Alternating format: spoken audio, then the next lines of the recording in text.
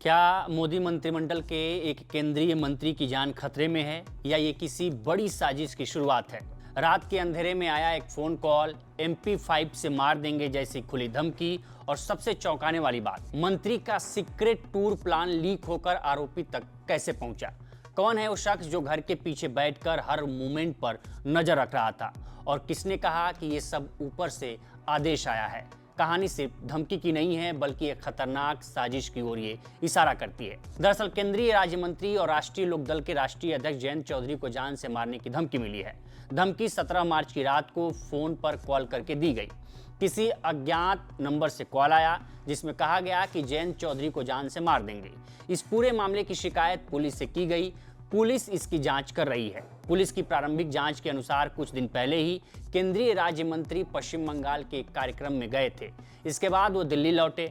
इसके बाद उनका आगरा में सार्वजनिक कार्यक्रम था। इस टूर की जानकारी केवल कुछ आपसी लोगों तक ही सीमित थी, लेकिन ये टूर प्लान सार्वजनिक रूप से सोशल मीडिया पर वायरल कर दिया गया। इसके बाद उनके स्टाफ को फोन कर मंत्री को जान से मारने की धमकी दी गई। इसके बाद स्टाफ ने इसकी शिकायत दिल्ली पुलिस को दी। दिल्ली पुलिस ने मामले की जांच की और पश्चिम बंगाल पुलिस को भी इस धमकी की जानकारी दी गई है। अब दिल्ली पुलिस के साथ ही पश्चिम बंगाल भी इस धमकी की जांच कर रही है वहां की पुलिस कि आखिर किसने और कहां से केंद्रीय मंत्री को जान से मारने की धमकी दी है। केंद्रीय मंत्री जयंत चौधरी के निजी सहायक विजेंद्र शाह ने FIR में लिखा है कि तारीख 18 मार्च 2026 को सुबह करीब 11 बजे उनके मोबाइल पर एक अज्ञात नंबर से फोन आया। फोन उठाते ही कॉल करने वाला व्यक्ति जयंत चौधरी को जान से मारने की धमकी देने लगा। आरोपी ने उनसे पूछा कि क्या मैंने वे कागज देखे हैं जो उसने फोन पर भेजे हैं।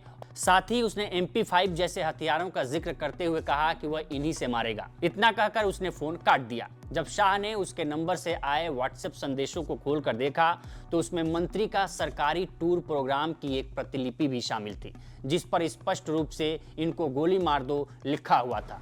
इसके अलावा उसने WhatsApp पर लोकेशन और कुछ वॉइस मैसेज भी भेजे थे, जिनमें लगातार जान से मारने की धमकियां दी जा रही थी।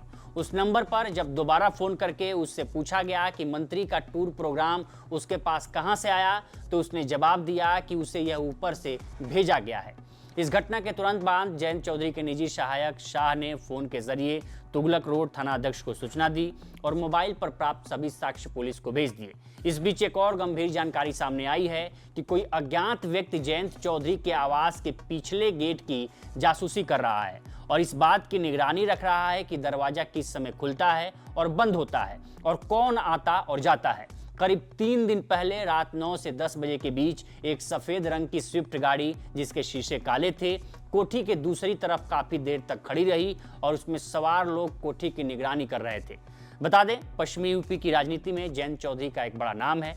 वह 2024 तक समाजवादी पार्टी के साथ गठबंधन में थे, लेकिन अब उन्होंने भारतीय जनता पार्टी के नेतृत्व वाले राष्ट्रीय जनतांत्रिक गठबंधन यानी NDA के साथ हाथ मिला लिया है।